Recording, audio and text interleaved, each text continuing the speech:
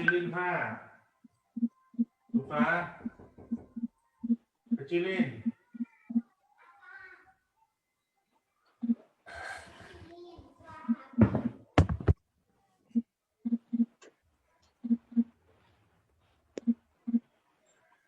Okey dah ke doktor? Okey, insyaAllah. Alhamdulillah. Jadi insyaAllah, Alhamdulillah hari ini Bismillahirrahmanirrahim. Alhamdulillahirabbil alamin wassalatu wassalamu ala asyrafil anbiya'i wal mursalin Sayyidina Muhammadin wa ala alihi wa sahbihi ajma'in. Jadi alhamdulillah hari ini kita bersama dengan Dr. Muhammad Yahya akan membincangkan tentang Asmaul Husna, antara isimnya iaitu Al-Ghafur. Al-Ghafur dan dia punya derivatifnya lah, Al-Ghafur, Al-Ghaffar dan Al-Ghafir. Jadi untuk yang pertama-tamanya kita buka dulu majlis kita dengan Al-Fatihah.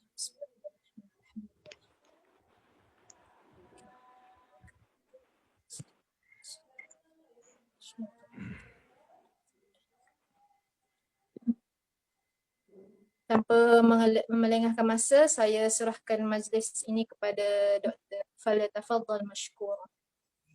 Assalamualaikum warahmatullahi wabarakatuh. Alhamdulillah wassalatu wassalamu ala Rasulillah wa alihi wa sahbihi mawalah, amma ba'd. Ambil bantal dulu. Oke, insyaallah kita akan mengkaji 3 nama Allah Subhanahu wa taala yang ada di dalam Al-Qur'anul Karim, yang berasal dari root form yang sama, yaitu Ghafara. Nama Allah Al-Ghafir, Al-Ghaffar, dan Al-Ghafur. Nanti kita akan melihat apa perbedaannya dan bagaimana Al-Quran menggunakan kata Ghafir yang diungkapkan sekali, Al-Ghaffar 5 kali, Al-Ghafur 91 kali. Nah, kalau kita bahas semuanya berarti ada 105. Nah, itu sampai subuh lagi, Kak. Jadi tidak mungkin kita bahas 105 ayat yang berkenaan dengan asma Allah yang indah ini, yaitu Al-Ghafir, Al-Ghaffar, dan Al-Ghafur. Oke. Saya tidak banyak membuka komus, tidak sempat, jadi saya hanya membaca mausu'ahnya Syekh Ratib An-Nablusi dan beberapa tafsir, tapi jadi insya Allah note-nya akan saya kasih setelah saya tambahi yang untuk lexical meaning-nya. Jadi biar kalau misalnya ada tambahan bisa saya masukkan. Oke, tapi untuk sementara kita mulai. Bismillahirrahmanirrahim. Kata Al-Ghafir, Al-Ghaffar, dan Al-Ghafur sebenarnya berasal dari root word yang sama, yaitu Ghafara. Ya. Kalau kita lihat bentuknya, jadi Ghafir adalah ismul fa'il. Ya. Dia didua. Ya. Isim fa'il. Jadi kalau kita ini di word yang ismul fa'il, Ghafir. Kalau Ghafur, ya, dia sighah mubalaghah li ismil fa'il. Ya, dia bentuk intensification, ya. Jadi ini bentuk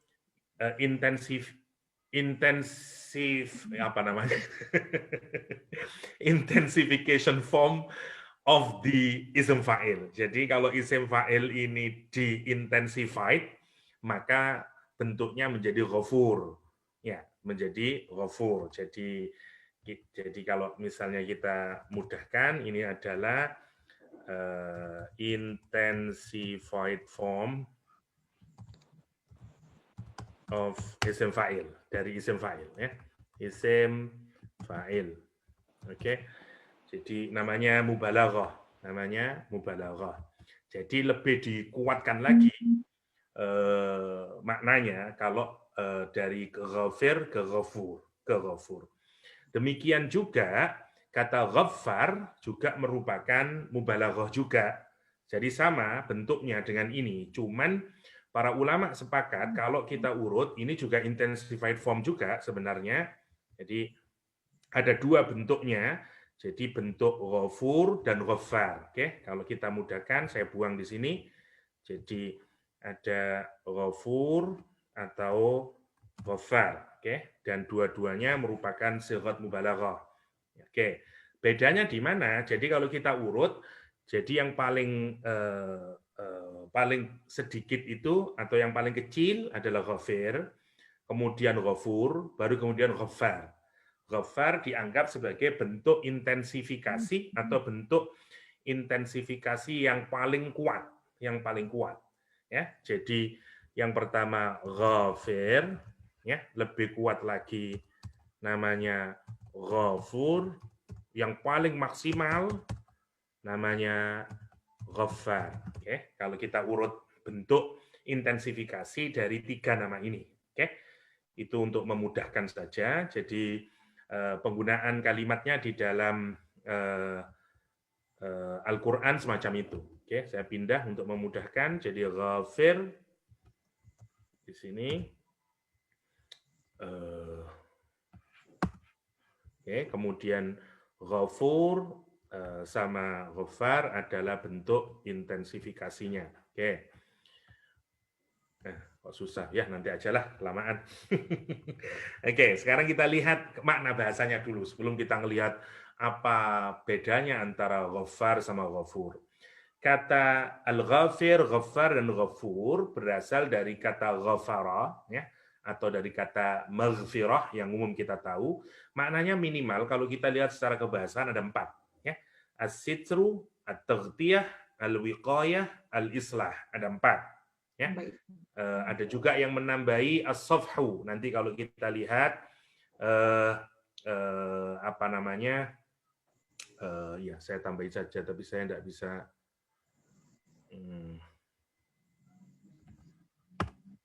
Saya tidak bisa nulis Arab kalau di sini. Atau ya menghapus, sama sebenarnya. Nantilah ketemu, nanti saya kopikan di belakang daripada sekarang. Yang mana yang pertama as-sitru, menutup. Jadi as-sitru itu tutup. Jadi makna di dalam kata ghafir, ghaffar, ghafur maknanya adalah menutup, ya, menutup. As-sitru tutup. Yang kedua menghapus. Yang kedua menghapus atau menutup.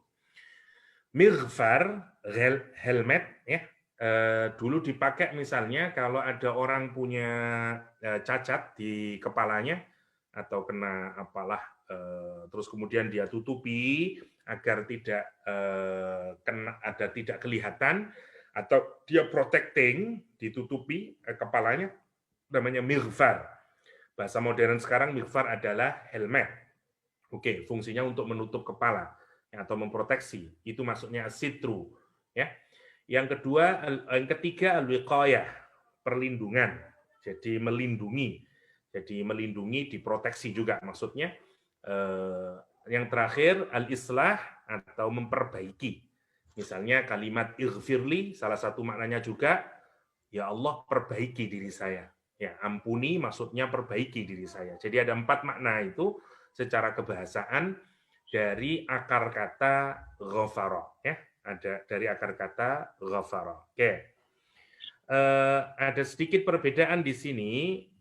Ibnul Qayyim misalnya membedakan antara ghafara dengan kata al-ghafur dengan al-afu. Ini mestinya di belakang ini. Kenapa saya taruh di sini ya? Oke, ini saya rubah. Oke. Inilah karena bikinnya masih baru-baru kan, jadi enggak, mestinya ini dikombinasi. Nah, di sini mestinya. Oke, itu dikombinasi. Kita masuk ke atas lagi. Sebentar. Oke. Jadi maknanya kalau dari 4 ini atau makna menutup, menghapus, melindungi, memperbaiki, itu semuanya adalah makna bahasa dari kata ghafara, dari kata ghafara. Kalau kita kaitkan kepada nama Allah Subhanahu wa taala, kenapa cepat sekali? Oke.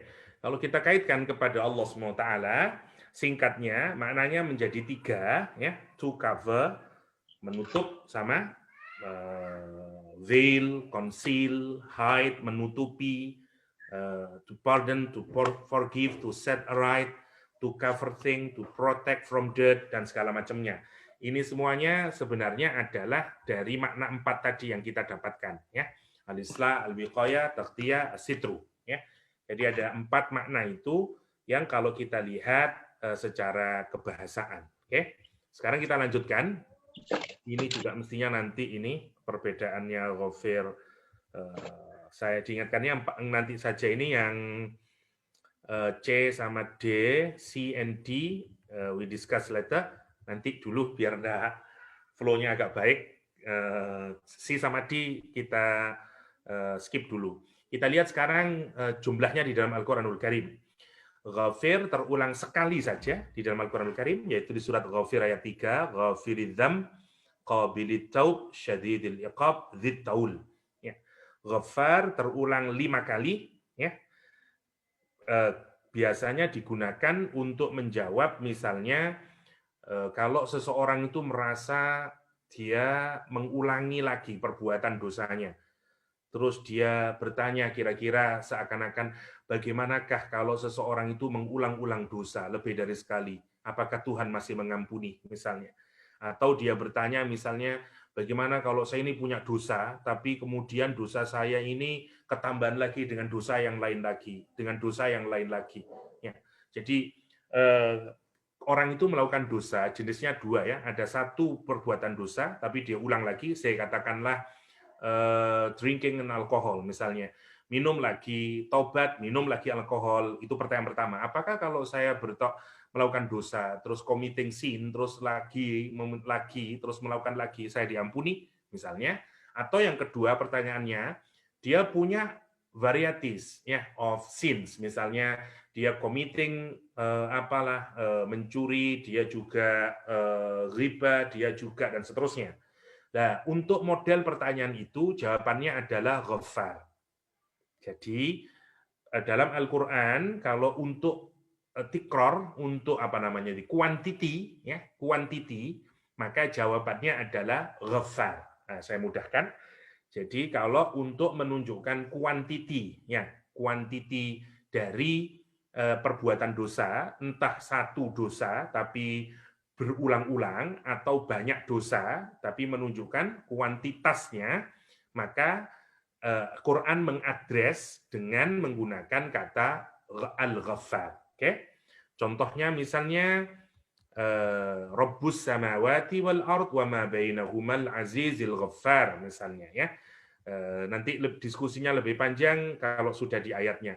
Kullu yajri li ajalin musamma ala huwal azizul ghaffar wa inni laghaffarun liman taba wa amana wa amila salihan summa ihtada misalnya. Oke. Kalau ghafur dipakai untuk menjawab quality ya, menjawab quality. Kalau misalnya dosa yang dilakukan itu terlalu besar ya. Jenis dosanya terlalu buruk. Saya katakanlah ini minal gabair, termasuk dosa-dosa yang besar. Misalnya berzina, misalnya syirik kepada Allah SWT, dosa yang membuat dia kehilangan kehilangan perasaan untuk bisa diampuni. Nah, sampai dia merasa putus asa karena merasa terlalu besar dosanya. Nah, Allah mengadres untuk model orang yang berbuat dosa semacam ini dengan menggunakan nama Al-Ghafur. Al-Ghafur. Jadi singkatnya, Ghafir untuk sekali melakukan dosa. Ghafir sekali melakukan dosa. Misalnya orang hanya sekali melakukan dosa, Allah mengadres dengan kata Ghafar. Dan the juicy part is that kata Ghafir muncul cuma sekali dalam Al-Quranul Karim, yaitu di surat Ghafir. Dan yang menarik, Ghafir biasanya memang hanya ditujukan kepada orang yang hanya sekali melakukan dosa. Masya Allah. Ya.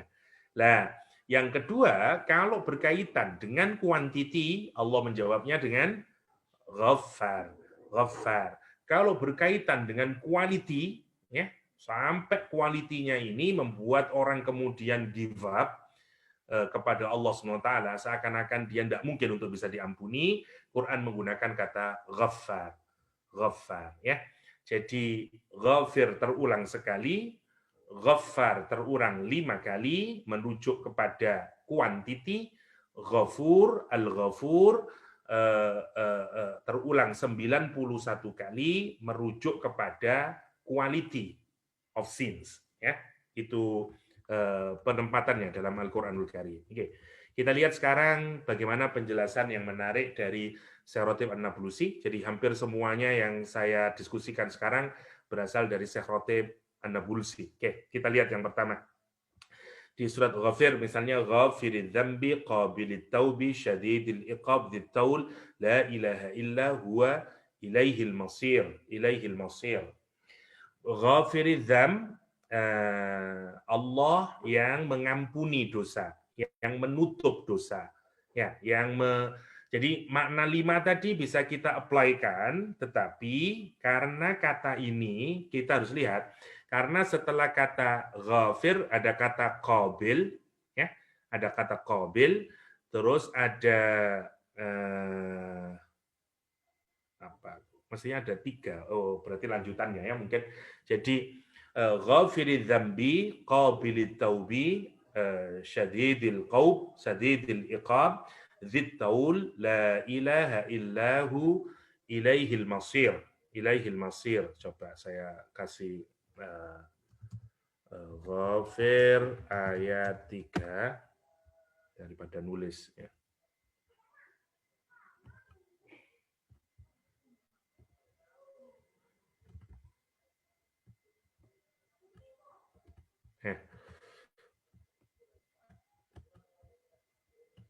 Oke, tidak usah lah kelamaan.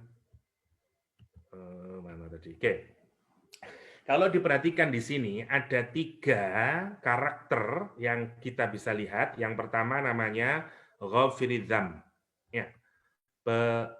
Allah yang mengampuni dosa, misalnya ya, yang pertama. Yang kedua qabilit taub. Allah yang menerima taubatnya hamba, oke. Yang ketiga dzit taul. Allah yang memiliki karunia, ya, pemberi karunia nanti. Oke.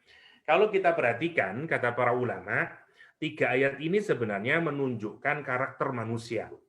Ya, jadi di ayat yang lain misalnya kita dijelaskan ada model orang yang muqtasid, yang ada orang yang bertaubat, ada orang yang ada zalim li nafsih, ya. Ayatnya berapa ya? Saya kok lupa ya. Zalimun li nafsih. Sebentar KH biar tepat, saya cari dulu sebentar. Zalimun li nafsih, muqtasid. Kok lama ini? Oke, sebentar.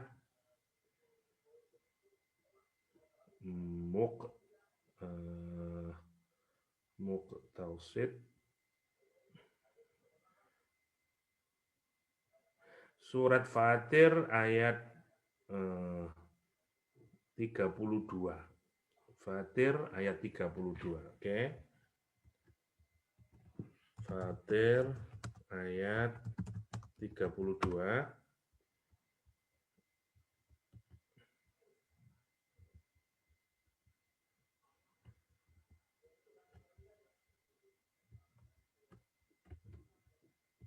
Oke. Sebagian ulama mengaitkan ayat Ghafir ayat 3 yang berkenaan dengan 3 karakter ini dengan surat Fatir ayat 32, ya, dengan surat Fatir ini.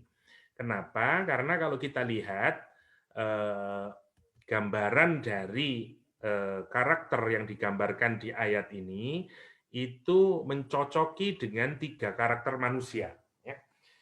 Allah Subhanahu wa taala menyatakan di ayat Fatir ini, di Fatir 32, ini ada satu model orang yang zalimun li nafsi, yang menzalimi dirinya sendiri. Artinya dia pelaku dosa karena dia zalim terhadap dirinya sendiri. Yang kedua muqtasid, orang yang pertengahan, ya, yang jauh lebih baik daripada ghafiri dzam. Tapi yang terakhir adalah sabiqum bil khairat. Ini orang yang sudah sukses karena dia champion dia di dalam kebaikan-kebaikan. Dia sudah banyak melakukan kebaikan-kebaikan. Kita lihat sekarang, 3 model manusia ini mencocoki karakter Allah yang dijelaskan di surat Ghafir. Untuk zalimun li nafsih, Allah ghafirudz dzam. Untuk qabilut taub, orangnya muqtasid. Untuk yang sabiqum bil khairat, dia dapat dzittaul. Gitu maksudnya. Jadi tiga-tiganya mendapatkan semuanya sebenarnya. Allah menyatakan summa aurathnal kitab alladzina astafaina min ibadina. Kemudian kami wariskan Alkitab ya kepada siapa? Alladzi astafaina, kepada orang-orang yang kami pilih min ibadina, dari hamba-hamba kami. Ya, Al-Qur'anul Karim diwariskan kepada kita semuanya, dan perilaku kita terhadap kitab suci itu terpetakan menjadi 3. Ya, kita ada 3 typology, ada 3 orang dalam kaitannya dengan kitab suci. Kalau kita dalam kaitannya dengan Al-Qur'anul Karim. 1, orang yang menzalimi dirinya sendiri. Maksudnya dia tidak sungguh-sungguh terhadap Al-Qur'an, dia tidak melaksanakan dengan sungguh-sungguh isinya Al-Qur'anul Karim, dia mungkin mengambil sebagai namanya zalimun li nafsi. Yang kedua, pertengahan dia, wa minhum muqtasid. Dan yang terakhir, sabiqum bil khairat. Ini the championnya. Dan semuanya ini adalah wal fadlul kabir. Ya, yang menarik. Lah, untuk orang yang zalimun li nafsi, Allah menyediakan ampunan untuk dia. Meskipun dia masih menzalimi dirinya, meskipun dia masih sangat jauh dari Al-Qur'anul Karim, meskipun sudah diwariskan Al-Qur'an kepada dia, tapi dia tidak sungguh-sungguh, Allah masih menyatakan ghafirudz dzam gitu. Untuk yang diampuni dosanya, asal dia mau beristighfar. Dan untuk yang muqtasid, ya, kadang dia baik, kadang dia buruk, ya, masih di pertengahan dia, Allah menyatakan qabilut taub. Kalau dia bertaubat, diterima taubatnya. Ya. Tetapi Allah ngingatin, karena orang ini masih di pertengahan, between bad and good, ya. Jadi Allah ngingatin, diterima taubatnya kalau you taubat, tapi Allah juga ingatin syadidul iqab. Ya, siksanya, konsekuensinya juga sangat berat. Karena itu, you harus pilih yang qabilut taub, bukan yang syadidil iqab. Tetapi untuk yang sabiqum bil khairat, Allah dzittaul. Ya. Jadi untuk model ini Allah menggunakan kata ghafir. Lihat kalimatnya juga menggunakan bentuk mufrad adzam, bukan adzunub. Ini karakter orang yang dia sudah punya Al-Qur'anul Karim, karena itu masih ghafirudz dzam. Ini kategori dosa yang masih belum banyak kalau mau dibandingkan dengan ghafar atau ghafur seperti yang nanti kita diskusikan. Jadi penggunaannya di sini lihat digandengkan dengan isim mufrad ya. Tapi meskipun demikian tentu saja tetap jelek, meskipun seberapapun dosa, sekecil apapun dosa yang kita lakukan, tetap kita harus memandangnya sebagai sebuah kejelekan. Tapi saya ingin menunjukkan, lihat, ini semuanya orang dipetakan berdasarkan apresiasinya terhadap Al-Qur'anul Karim. Pertanyaannya buat kita kemudian, posisi kita berada di mana dalam berinteraksi dengan Al-Qur'anul Karim. Ini yang harus kita menjadi renungan buat kita bersama. Kita ini berada di mana? Kita ini termasuk orang yang pertengahan, ya, atau termasuk orang yang zalimun li nafsih, atau termasuk sabiqun bil khairat. Ya, Masya Allah, kalau kita renungkan takut kita ini. Ya. Saya kok tertarik untuk melihat lebih detail, misalnya di kita lihat sebentar ya, Fatir, semoga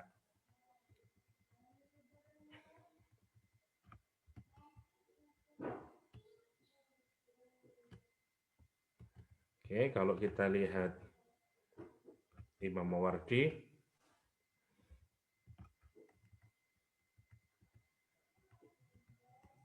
yang pertama annahum al-anbiya, yang kedua Banu Israel, ya. Yang ketiga ummatu Muhammad. Jadi kita semuanya termasuk dari orang-orang yang dipilih oleh Allah Subhanahu wa taala berkenaan dengan warisan berupa kitab Allah Subhanahu wa taala, ya. Misalnya yang pertama adalah para nabi, tentu saja. Yang kedua Bani Israel, people of the book. dan sekarang adalah kita. Dan sikap terhadap Al-Quran itu ada dua, yang ada tiga. Yang pertama tadi disebut dengan zalimun li nafsih. Zalimun li nafsih. Ya.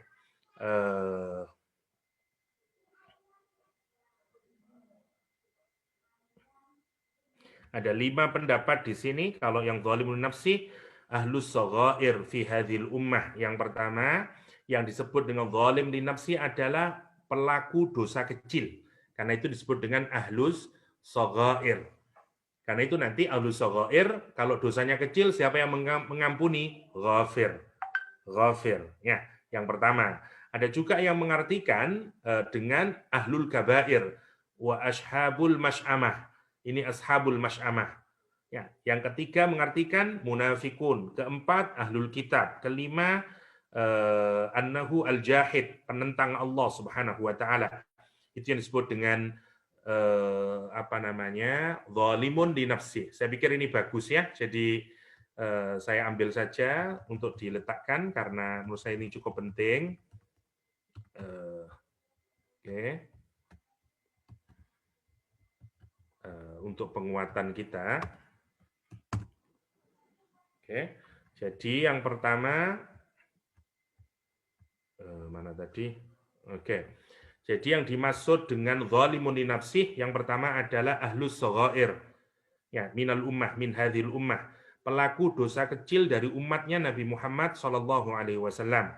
Ya, itu yang disebut dengan zalimun li nafsih. Zalimun li nafsih.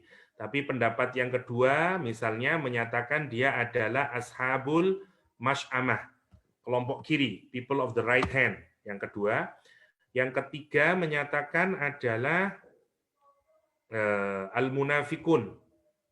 Yang keempat, mereka ini adalah ahlul kitab. Yang kelima adalah al-jahid, ya, penentang. Sementara muqtasid ada 4 pendapatnya. Al-mutawassid fit ta'ah, orang yang ada di pertengahan dalam ketaatannya kepada Allah Subhanahu wa taala. Ada yang juga menarik di sini dihubungkan dengan hadisnya Rasulullah sallallahu alaihi wasallam. Amma sabiq, adapun yang sabiq, the champion tadi, fayadkhulul jannah bighairi hisab, dia akan masuk surga tanpa dihisab. Wa ammal muqtasid, sementara yang pertengahan, fayuhasabu hisaban yasira, dia akan dihisab dengan hisab yang ringan. Wa ammal zalimu li nafsih, sementara yang zalim li nafsih, fayukhsaru fi tulil habsi summa yatawazullahu an, dia masih harus nunggu dalam masa yang lama karena harus ditahan dulu, hisab dulu, tapi kemudian juga diampuni oleh Allah Subhanahu wa taala ya. Jadi Masya Allah ya. Jadi 3 ini sebenarnya masih termasuk kelompok orang-orang yang masih diampuni oleh Allah Subhanahu wa taala. Tapi tentu saja keinginan kita untuk tidak menjadi yang zalimun li nafsih, tapi menjadi yang sabiqun bil khairat. Kalau ini dikaitkan kepada surah Al-Waqi'ah, maka sabiqun bil khairat adalah as-sabiqun, muqtasid adalah ashabul maimanah, sementara zalimun li nafsi adalah ashabul mas'amah, tetapi yang nanti diampuni oleh Allah Subhanahu wa taala. Ya, oke. Dari berbagai pendapat tadi, penempatannya di dalam Al-Quran sekali lagi, kalau kita lihat konteksnya lebih dekat kepada pelaku dosa yang masih diampuni oleh Allah Subhanahu wa taala. Karena itu Allah menggunakan kata ghafir. Oke, itu yang pertama. Oke, sekarang kita lihat kata ghaffar. Tidak semuanya kita lihat ya, tidak selesai nanti, masih banyak ini. Ghaffar misalnya di dalam Al-Quran, nah, oke. Lihat, kata tadi disebut dengan kata zalim. Jadi rumusnya, kalau zalim, orang yang melakukan kezaliman sekali, namanya zalim. Maka yang mengampuni namanya ghafir. Masya Allah. Tapi kalau ada orang yang zalimnya, itu secara kualitas, sekarang masuk ke yang zalam ya, ini ghafar. Oke. Kalau dia melakukan kezaliman berkali-kali, kuantitinya, dia terus melakukan kezaliman, ulang lagi, diulang lagi, maka kalimat yang dipakai untuk mengampuni orang yang melakukan kezaliman berkali-kali adalah ghaffar, Ya, misalnya kita lihat wa inni la ghaffarun liman taba wa amana wa amila salihan summahtada. Kalimatnya ini Allah mengampuni orang yang melakukan dosa berkali-kali. Karena itu lihat kalimatnya, syarat orang ini tidak hanya bertaubat, tapi dia beriman dan kemudian beramal soleh. Baru kemudian dia dapat petunjuk Allah Subhanahu wa Ta'ala. Di dalam Al-Quranul Karim, seperti yang dulu pernah kita bahas, misalnya ketika kita mengkaji surah Al-Furqan dulu, model taubat itu memang berbeda. Misalnya untuk taubat orang yang tidak melakukan dosa yang besar, Quran hanya menyatakan tabah saja. Bertaubat dia diterima oleh Allah SWT. Tetapi untuk orang yang melakukan dosa-dosa yang banyak, Al-Quran menyatakan tidak saja bertaubat, tapi amana wa amila amalan solihah. Sama dengan redaksi di surat Toha, ini menunjukkan orang yang terus-menerus melakukan perbuatan dosa, sehingga Al-Quran menggunakan kata ghaffar.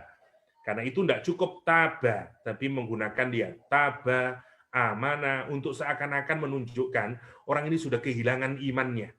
Sehingga taubatnya kepada Allah, dia stop dari wrongdoing, setelah itu seakan-akan dia harus renewing his or her faith.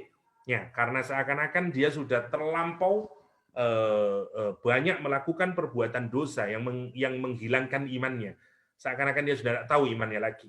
Karena itu menggunakan amanah. Setelah itu baru amila salihan.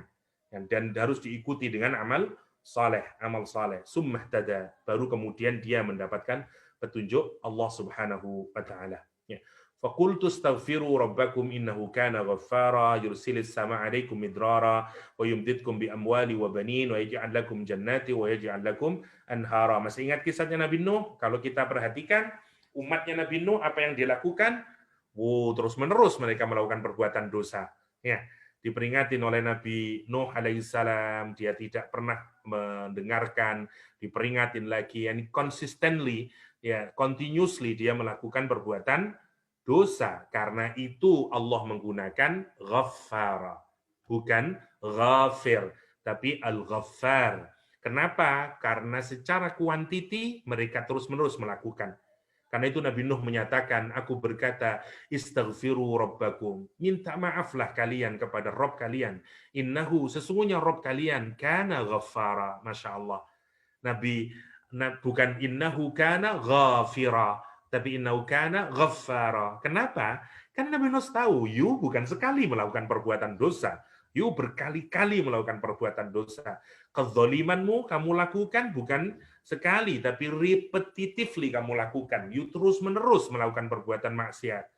Karena itu indahnya, lihat. Nabi Nuh nasihati dengan menggunakan kalimat ghaffara. Ghaffara. Istaghfiru rabbakum. Seeking his forgiveness. You harus usaha sekarang. Ya, usahalah dengan sungguh-sungguh untuk mendapatkan ampunan Rabbmu. Dan kalau kamu sungguh-sungguh, innahu, no doubt at all, sesungguhnya Allah itu kana ghaffara. Dia ghaffara. Dan kalau kamu sudah mendapatkan maghfirah, ya sudah diampuni oleh Allah, nah ini efek baiknya kemudian. Yursilis sama alaikum midrara. Langit akan menurunkan hujan yang deras buat kalian. Yumdidkum bi amwalin. Kamu akan dikasih extends dikasih harta yang banyak, wabanin, anak-anak, waj'al lakum jannat, kebun-kebun sekarang semuanya akan jadi baik semuanya, waj'al lakum anhara, sungai semuanya. Masya Allah kalau kita perhatikan. Hatta untuk pelaku maksiat yang melakukan maksiat berkali-kali. Lihat gambaran Al-Quranul Karim. Ya, Allah menyatakan, Masya Allah, ghaffara. Tidak cukup dengan ghaffara, masih diiming-imingi. Alaikum midrara, yumdidkum bi amwal, wa yaj'al lakum jannat, yaj'al lakum anhara. Masya Allah, kalau kita perhatikan ya. Jadi itu penggunaan kata ghaffara misalnya di dalam Al-Quranul Karim. Oke?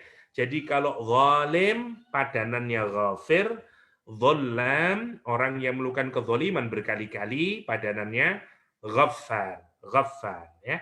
Sementara untuk zalum orang yang melakukan perbuatan dosa sampai pada taraf dia merasa give up sudah. dia tidak mungkin diampuni oleh Allah Subhanahu wa taala, namanya zalum, dia yang merasa ya. Yang kedua yang zalum itu atau orang yang secara kualitas maksiatnya amat sangat buruk sekali. Maka Allah menggunakan kata ghafur. Ghafur. Oke. Kita lihat contohnya dalam Al-Qur'anul Karim. Kemana? Oke, ini. Oke, sebentar ya. Oke. Allah SWT menyatakan semuanya qala ba'dul ulama al-insan idza asallahu azza wa jalla wasafa fil Qur'an bi annahu zalimun wa wasafa bil Qur'an bi annahu zalum bi annahu dhallam. Ini tadi ya. Al-Qur'an menggunakan kadang mensifati manusia dengan zalim, mensifati dengan zalum, mensifati dengan dhallam. Seperti di sini zalim, manusia disifati dengan zalim oleh Allah SWT ya.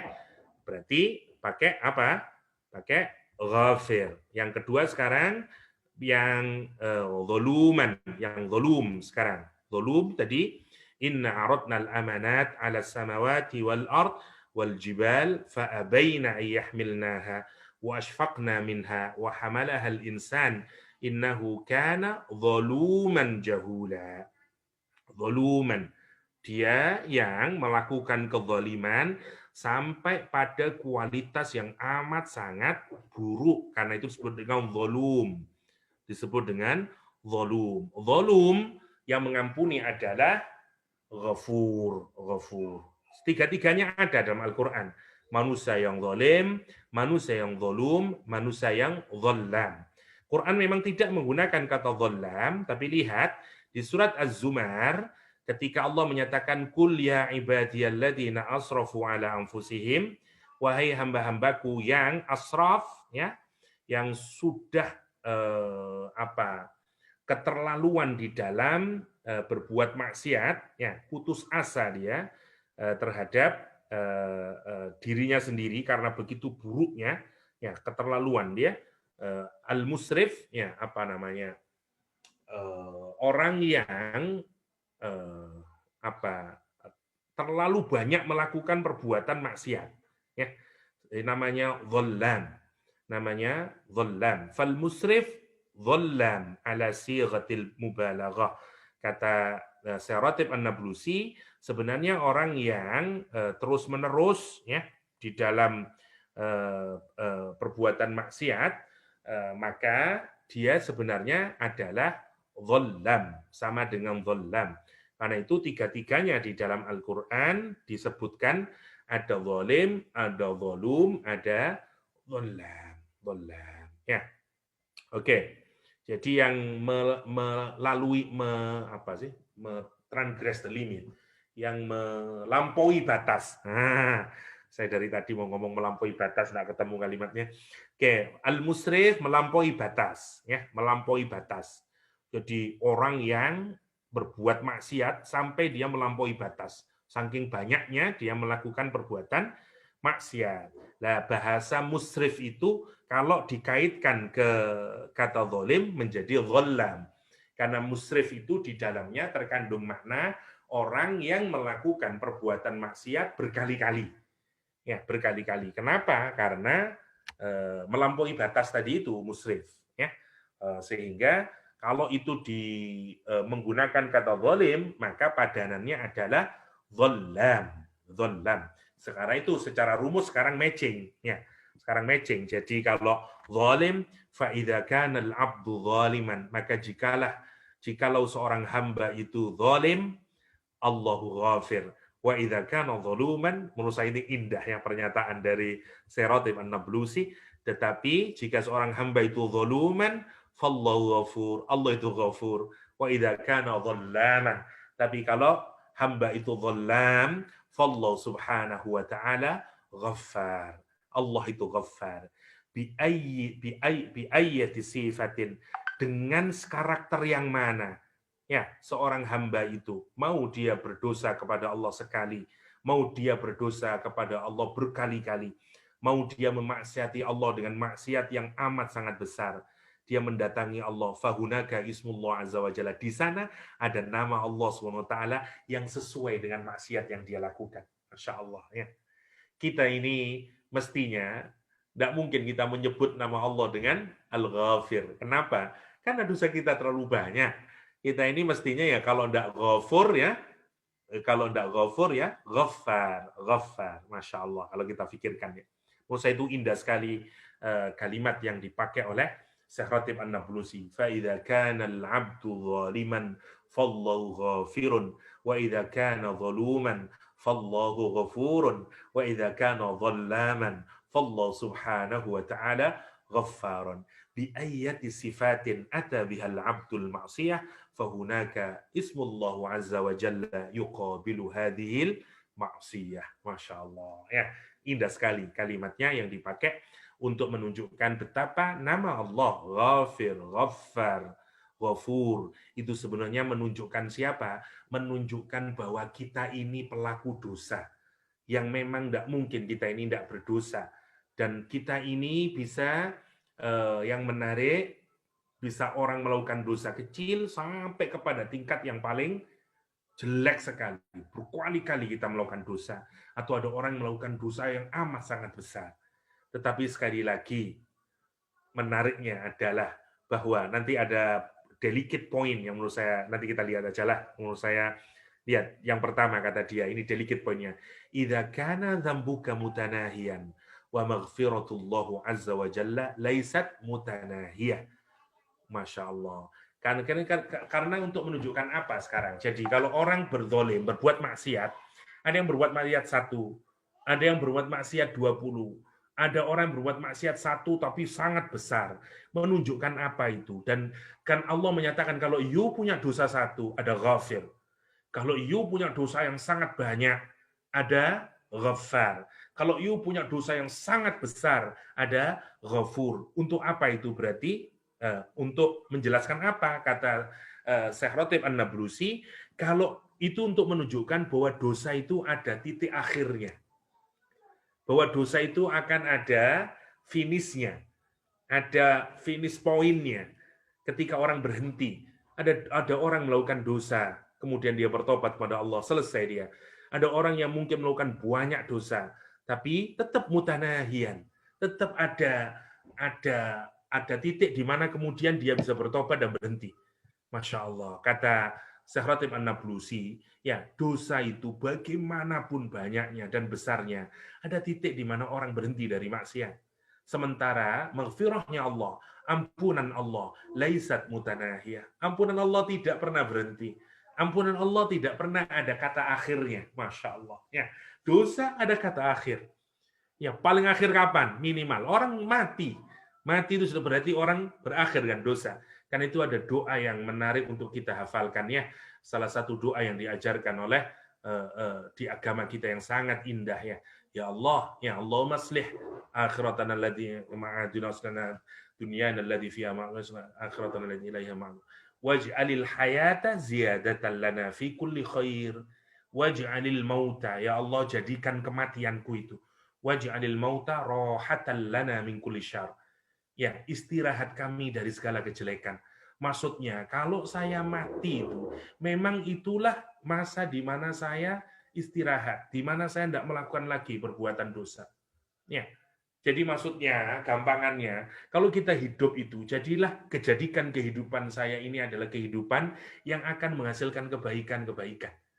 Dan jadikan kematian saya adalah kematian di mana saya tidak lagi bisa melakukan perbuatan maksiat, keburukan. Itu yang menarik untuk difikirkan dengan berkenaan dengan dosa itu akan terus-menerus sementara dan tetapi bagaimanapun orang melakukan dosa ada akhirnya. Sementara ampunan Allah tidak akan pernah ada akhirnya. Masya Allah. Ya. Laisat mutanahiyah. Karena itu hanya orang yang bodoh, hanya orang yang jahil, hanya orang yang sedikit ilmunya, kata Syekh Ratib An-Nablusi, jika dia berputus asa dari rahmat Allah Subhanahu wa Ta'ala.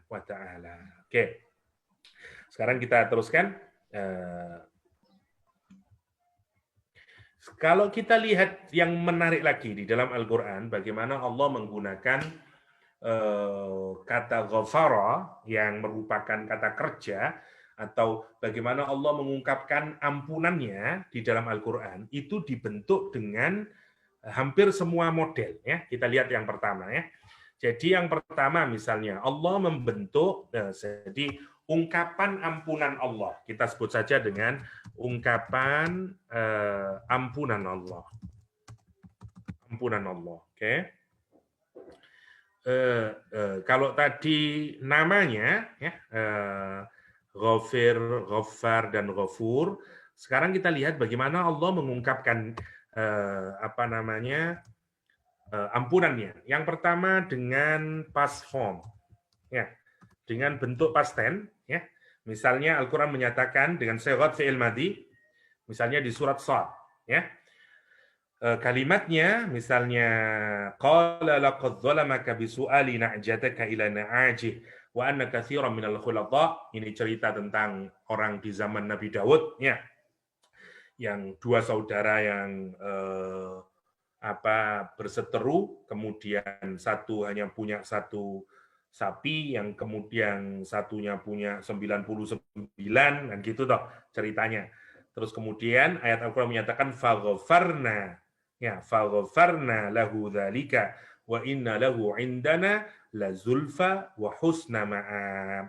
Nah, husna ma'af ini berkenaan dengan siapa?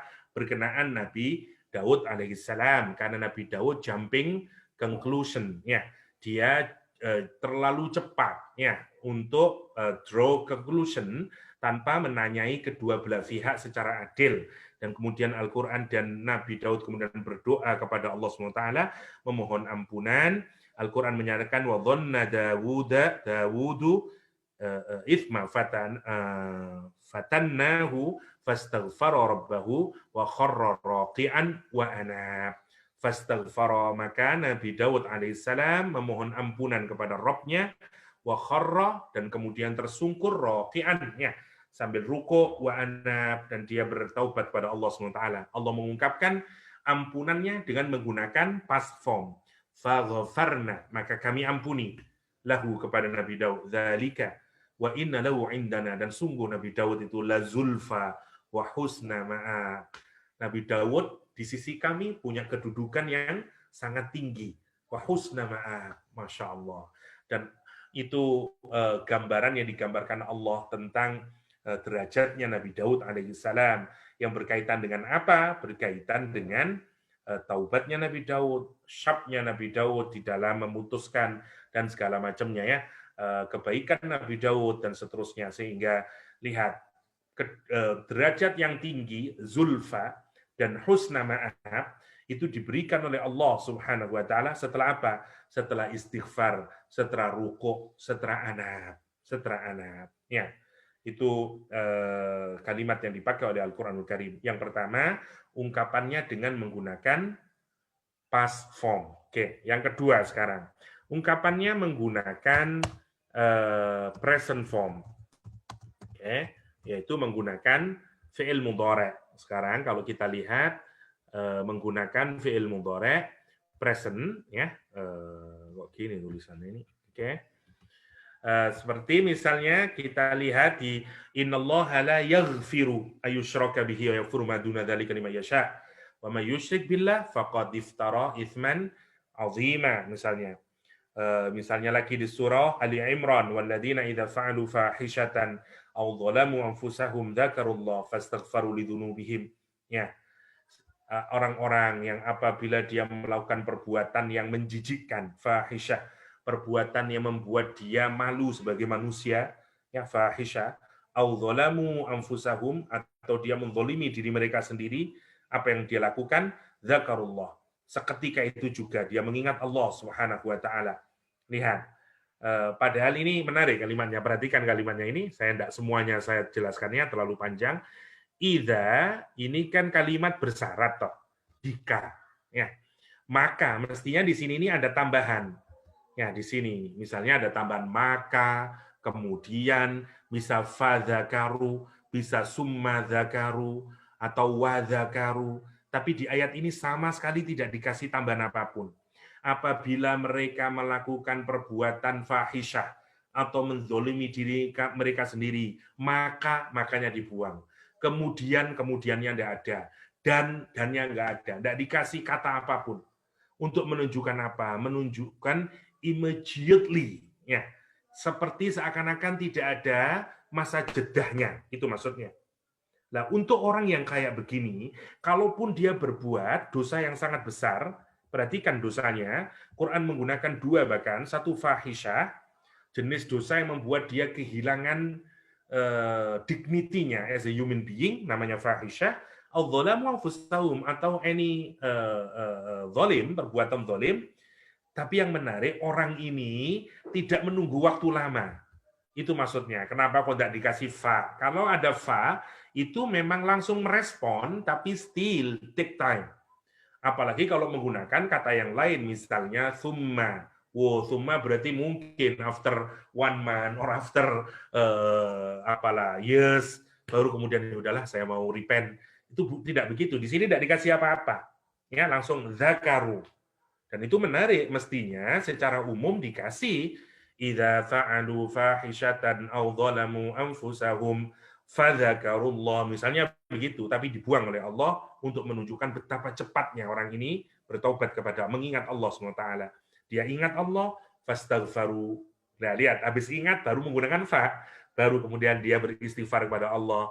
Allah kemudian menyatakan, lihat, wa may yaghfir, dipakai present form sekarang. Siapa yang akan mengampuni dosa saat ini? Dan karena lihat, karena orang ini menunjukkan intention di dalam bertaubat dengan sangat menarik, Allah seakan-akan sepakan, saya juga akan siap ngampuni kamu. Kalau in the future you masih committing sin, saya masih akan ngampunin kamu. Karena itu menggunakan present form. Wa may yaghfiru dzunub. Jadi tadi ada yang menggunakan past tense, yang kedua ada yang menggunakan present form, present tense, wa may yaghfir, ya. Yaghfir present tense. Oke. Yang ketiga menggunakan imperative form, oke.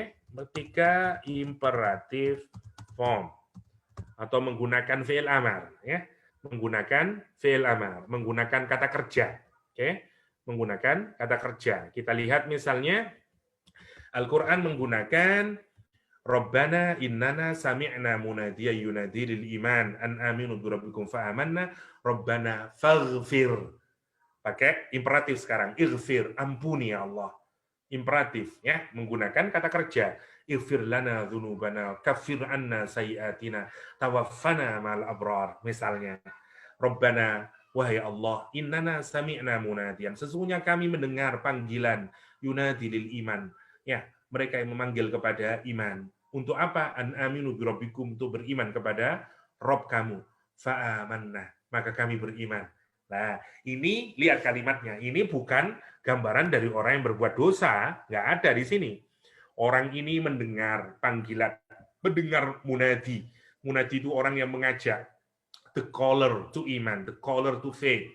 Ya, kalau dia diajak, kemudian dia listen, and kemudian dia taat kepada Allah Subhanahu wa taala, dan dia berdoa kepada Allah, ya Allah, kami ini orang beriman, kami dengarkan panggilan Rasul-Mu, ya, kami ikutin panggilan Rasul-Mu, dan setelah itu kami beriman. Karena itu ya Allah, ampuni kami. Ighfir lana. Lihat kalimatnya indah sekali, ya. Jadi kita ini mohon ampun kepada Allah, meminta kepada Allah untuk mengampuni. Setelah apa? Setelah kita menunjukkan ketaatan kepada Allah. Setelah kita menyatakan sami'na wa ata'na, baru ighfir lana. Kita menarik. Kita ini ighfir lananya kapan? Setelah berbuat maksiat. Terus kita paksa Allah, ighfir lana ya Allah misalnya. Mestinya sekuennya itu kalau kita perhatikan, tunjukin dulu bahwa kita ini sami'na wa ata'na. Ya, sami'na wa ata'na. Lihat sekuennya, indah sekali doa ini sebenarnya. Rabbana innana sami'na munadiyan yunadi lil iman an aminu bi rabbikum fa amanna, baru Rabbana faghfir lana dzunubana, ya, ampuni ya Allah semua dosa-dosaku, kaffir anna sayyiatina, ya, hapuskan ya Allah, leburkan ya Allah semua kejelekan kami, wa tawaffana ma'al abrar, wafatkan kami bersama orang-orang yang baik. Masya Allah, ya, indahnya itu. Ini ampunan Allah dipakai menggunakan imperative form. Sekarang menggunakan masdar. Masdar itu root form, oke? Asal katanya ya. Jadi pakai root form. Oke. Sekarang pakai root form, yaitu menggunakan masdar atau kalimat kalimat paling asal dari asal muasal dari kata ghafir, ghaffar, dan ghafur. Ya. Misalnya Al-Quran menggunakan kata ghufran. Ghufran itu masdar, ya. Ghufran. Amana ar-rasulu bima unzila ilaihi min rabbih wal mu'minun kullun amana billahi wa malaikatihi wa kutubihi wa rusulihi la nufarriqu baina ahadin min rusuli wa qalu sami'na wa ata'na ghufranaka rabbana wa ilaikal masir. Masih sama dengan ayat yang di atas sekuennya. Mereka berkata, ini orang-orang yang menyatakan kami beriman kepada Rasul, beriman kepada apa yang diturunkan kepada Rasul berupa Alkitab yang datang dari Rabb-nya, dan wal mu'minun kullun amana billah, masing-masing beriman kepada Allah, malaikat, kitabnya, rasulnya, la nufarriqu baina, kita tidak membedakan satu rasul dengan rasul yang lain. Dan mereka berkata apa orang-orang mukmin itu? Sami'na wa ata'na, kami dengar dan kami taati. Setelah itu baru dia mengharapkan apa? Ghufranaka, ampunanmu ya Allah. Ghufranaka rabbana, ya Allah, ampunanmu ya Allah. Wa ilaikal masir, dan nanti kami semuanya akan kembali kepadamu. Masya Allah. Jadi orang beriman itu apa sebenarnya yang diharapkan? Maghfirah. Maghfirah. Jadi kalau kita ini orang yang dekat kepada Allah, orang yang baik kepada Allah, yang kita harapkan itu sesungguhnya adalah maghfirah. Rahmat itu konsekuensi dari maghfirah. Kita ini sering keliru ya, mengharapkan rahmat, tapi maghfirahnya kita tidak pernah pikir ya. Padahal mestinya kita ini mohon maghfirahnya Allah. Once Allah ngasih maghfirah, maka pasti Allah akan kasih rahmatnya. Persis seperti Nabi Nuh tadi, ya. Setelah ghafara, setelah dapat maghfirah, nanti pasti dikasih yursilis sama alaikum idrara dan seterusnya. Itu kata ghufran, kata ghufran. Lah, untuk apa? Atau misalnya kata maghfirah. Jadi diungkapkan dengan dua ya, root form-nya. Jadi bentuk dengan kata ghufran, yang kedua dengan kata maghfirah. Ya, ini masdar mim sekarang. Maghfirah. Wa yasta'jilunaka bisayyi'ati qabla al-hasanah wa qad khalat min qablihimul mathulat wa inna rabbaka ladzu maghfiratin linnas ala dzulmihim. Ya, wa inna rabbaka, sesungguhnya Rabbmu, ladzu maghfiratin, the possessor, the owner of forgiveness. Ladzu maghfiratin. Ya, Allah menggunakan maghfirah. Allah itu pemilik ampunan. Buat siapa? Linnas. Buat seluruh manusia. Ala zulmihim. Atas kezaliman mereka yang mereka lakukan. Inna rabbaka lasyadidul iqab. Inna rabbaka lasyadidul iqab. Untuk apa kita bahas ini? Untuk apa kita mentadaburi ungkapan Allah di dalam Al-Quranul Karim, di dalam mengungkapkan ampunannya, yang diungkapkan dalam bentuk past tense, diungkapkan dalam bentuk present tense, diungkapkan dalam bentuk imperative form, diungkapkan dalam bentuk root form-nya. Untuk apa semuanya itu? Untuk menunjukkan apa saja ya, bahwa Allah Subhanahu wa taala itu akan mengampuni kita terhadap apa? Dosa yang telah lalu kita kerjakan. Lihat, yaghfiru laka ma madha. Allah itu akan mengampunimu dosa yang telah lalu. Wa yaghfiru laka al-an. Dan Allah akan mengampuni dosa yang hari ini kita lakukan, yang sekarang kita lakukan. Wa yaghfiru laka fil mustaqbal. Dan Allah juga akan mengampuni kita di masa yang akan depan. Wa huwa dzu maghfirah. Karena Allah lah pemilik maghfirah. Maksudnya adalah bi ayyi zamanin, di waktu kapanpun syi'ta huwa ghaffar, kapanpun, di waktu kapanpun, di zaman kapanpun, di hari apapun Anda kepingin untuk mendapatkan ampunan Allah, huwa ghaffar, Allah akan mengampuni. Li ayyi dzambin, dosa mana saja, fa'alta, yang kamu lakukan, huwa ghaffar, dia adalah ghaffar. In kanal insan zaliman fallahu ghafir, wa in kana zaluman fallahu ghafur, wa in kana dhallaman fallahu Ghaffar, Ghaffar. Itu maksudnya. Jadi setelah kita mendapati satu, yang pertama kita memetakan dulu. Ada Ghafir, ada Ghaffar, ada Ghafur. Kita tahu sekarang, oh untuk Ghafir, Allah mengampuni berbagai dosa. Dosa yang dilakukan sekali, one time. Dosa yang dilakukan many time. Dosa yang dilakukan dengan huge sin. Semuanya diampuni oleh Allah. Dari mana kita tahu? Dari nama Allah. Ghafir, Ghaffar, Ghafur. Oke, setelah itu kita melihat ungkapan Al-Quran di dalam mengungkapkan ampunan Allah. Allah mengungkapkan dengan fi'il madhi, past tense, fi'il mudhari', present tense, dengan fi'il amar, imperative form, dengan masdar atau root form, baik masdar biasa, masdar mim, dan masdar asli. Semuanya untuk menunjukkan apa? Kapan saja kita melakukan dosa, dosa yang lalu, dosa yang sekarang, dosa yang akan datang, bentuk dosa apapun, Allah tetap akan mengampuni. Itu maksudnya. Jadi Masya Allah kalau kita pikirkan, hanya orang yang yang tidak menyadari Al-Quranul Karim dan tidak mau bertadabbur kepada Al-Quranul Karim, dia tidak mau bertaubat kepada Allah Subhanahu wa Ta'ala. Okay. Seterusnya, wa ma rabbuka bidzallamin lil 'abid. Ya. Ada ayat Al-Qur'an yang menyatakan wa ma rabbuka, dan tiadalah Rabbmu itu bidzallamin lil 'abid. Zalim kepada hamba-hambanya. Maksudnya Allah tidak akan pernah zalim. Kalau Allah menyiksa atau memberikan balasan hukuman, itu Allah sama sekali tidak pernah berbuat zalim. Karena rumusnya dalam Al-Qur'an, man amila shalihan falinafsih wa man asaa fa'alaiha wa ma rabbuka bidzallamin lil 'abid. Siapa yang melakukan perbuatan kebaikan, dia akan dapat kebaikannya untuk dirinya sendiri. Tapi wa man asaa, maka kalau dia melakukan perbuatan buruk, fa'alaiha, dia juga akan mendapatkan resiko dari perbuatan buruk yang dia lakukan. Allah Subhanahu wa Ta'ala tidak pernah berbuat zalim kepada hambanya. Oke.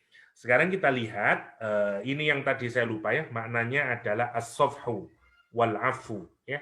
Mengampuni, yang saya tadi katakan, ini halaman 9. Oke, jadi ada sebentar untuk agar jauh lebih baik. Jadi yang kelima, ini. Oke.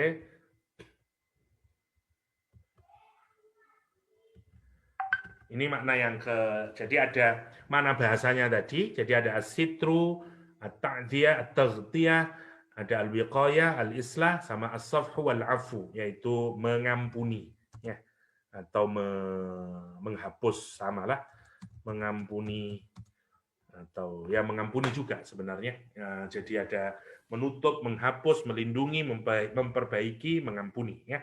Itu tambahan dari makna bahasa tadi. Oke, kita lanjutkan. Aduh, masih banyak ini. 9. Tadi si 9. Saya cepatkanlah. Oke, sekarang kita lihat di Al-Quranul Karim. Kalimat yang dipakai oleh Al-Quranul Karim. Qala Rabbi inni. Ini makna yang tadi ya, mengampuni tadi adalah makna seperti di ayat liyaghfira laka ma taqaddama min dzambik, itu maksudnya, atau di ayat faghfara lahu innahu huwal ghafurur rahim. Nanti insyaallah kalau note-nya sudah saya benain akan jauh lebih memudahkan ya. Untuk sementara biarkan dulu lah, kita lanjutkan dulu biar selesai. Qul ya ibadi alladzina asrafu ala anfusihim la taqnatu min rahmatillah innallaha yaghfiru dzunuba jami'a innahu huwal ghafurur rahim. Surah Zumar. La yanbaghi an taqifa inda hadzal makan fil ayat qala ta'ala wa anibu ila rabbikum wa aslimu min qabli ya'tikum adzab summa la tunsarun. Ayat ini sebenarnya nanti berkenaan dengan Wahsy sebagaimana yang pernah kita diskusikan. Saya lihat Al-Qur'an menyatakan in sabaq idza sabaqa taubatur rabb taubatul abdi, perlu ndak ini? Enggak usah dah. Oke, biar enggak kelamaan. Oke. Gini ya. Tetapi begini, seringkali kalau kita mempelajari Ghafir, Ghaffar, Ghafur dan melihat betapa ampunan Allah itu sebegitu luasnya, bahkan limitless, tidak terbatas, kapan saja, infinite, ya. Seringkali kemudian orang merasa bahwa berarti kalaupun berbuat dosa, it's okay. Nanti ujungnya juga dimaafin oleh Allah. Ini yang harus kita hati-hati ya, karena Allah itu hanya akan memberikan ampunan kepada orang yang benar-benar mau bertaubat. Gitu maksudnya. Jadi, jangan sampai tadabbur kita terhadap asma Allah, Al-Ghaffar, Al-Ghafur, Al-Ghafir, membuat kita kemudian seperti akidah agama yang lain, yang merasa bahwa oke lah, nanti juga ujungnya diampunin, Allah Al-Ghaffar, Allah Al-Ghafur. Tapi tanpa orang melakukan perbuatan amal soleh, tidak bertaubat. Tidak begitu poinnya dalam Al-Quranul Karim. Karena nanti perhatikan di ayat sini, yang tadi saya kuningin, ayat ini seringkali orang berhenti bacanya sampai di sini. Itu yang membuat keliru. Ya. Jadi ketika baca Qul ya ibadiyalladzina asrafu ala anfusihim la taqnatu min rahmatillah. Kamu jangan putus asa meskipun kamu telah melampaui batas di dalam berbuat maksiat. Jangan putus asa meraih rahmat Allah. Innallaha yaghfiru dzunuba jami'a. Ya, sesungguhnya Allah mengampuni dosa semuanya. Innawal ghafurur rahim. Kalau kita berhenti di sini, akibatnya seperti tadi. Akhirnya udahlah, oke kalau begitu. Enggak. Kapan Allah akan mengampuni? Ini, ayat ini harus diikutkan dengan wa anibu ila rabbikum wa aslimulah min qabli ayyatikumul adzab summa la tunsarun. Kadang kita berhenti di ayat 53 tanpa membaca 54-nya. Ampunan Allah itu akan diberikan kapan? Setelah kamu ngapain? Wa anibu, taubat. Wa aslimu, pasrah, submit kepada Allah SWT. Sebelum apa? Lihat. Sebelum datang kepadamu azab. Summa la tunsorun. Yang kemudian kamu tidak bisa lagi ditolong. Jadi, meskipun Allah itu ghafir, ghaffar, ghafur, bukan berarti Allah tidak bisa menyiksa. Bukan berarti tidak ada azab. Tetap. Jadi, kapan ghafir, ghaffar, ghafurnya Allah? Jika kita bertaubat kepada Allah SWT. Ya. Masya Allah kalau kita pikirkan itu yang harus kita pikirkan. Karena itu lihat banyak hadisnya Al-Quran menyatakan bahkan lihat bagi orang yang tidak mau bertaubat kepada Allah SWT, lihat kalimatnya, Nabi ibadi anal ghafurur rahim. Kasih tahu sama hamba-hambaku itu, aku ini maha pengampun, ghafur, ar-rahim, maha penyayang. Tapi lihat wa anna adzabi huwal adzabul alim. Tapi kasih tahu azabku juga azab yang sangat pedih, untuk nunjukin, lihat itu menariknya Allah. Kalau manusia tidak bisa ya, manusia itu kalau dia mengampuni dia tidak akan punya sisi yang lain. Allah itu sempurna, karena itu tidak seperti makhluk. Biasanya kalau orang mengampuni maka kesannya adalah dia lemah, karena dia tidak bisa berdiri dengan tegak, dengan adil, karena seakan-akan gambarannya adalah forgiving terus. Tidak, Allah SWT. Jadi tetap adil, tetap Allah itu ghafur rahim, tapi di satu sisi adzabi huwal adzabul alim, wal adzabul alim. Ya. Karena itu kalau kita lihat di dalam Al-Qur'anul Karim ada keseimbangan itu. Bahkan kalau orang yang tidak mau bertaubat, Al-Qur'an menggunakan kalimat seperti di surat Al-Mudaththir, "Dzarni wa man khalaqtu wahida." Disuruh biarkan, bahkan bagi orang yang terus dinasihatin tidak mau, dah biarin saja, kata Al-Quranul Karim, dzarni, ya, wa man khalaqtu wahida wa ja'altu lahu malan mamduda wa banina syuhuda wa mahattu lahu tamhida. Bahkan Al-Quran, Rasulullah SAW menyatakan, ajiba rabbukum, Allah SWT nanti takjub, terheran-heran, min qaumin, dari kaum, komunitas, yusaquna ilal jannah bisalasil. Masya Allah ya.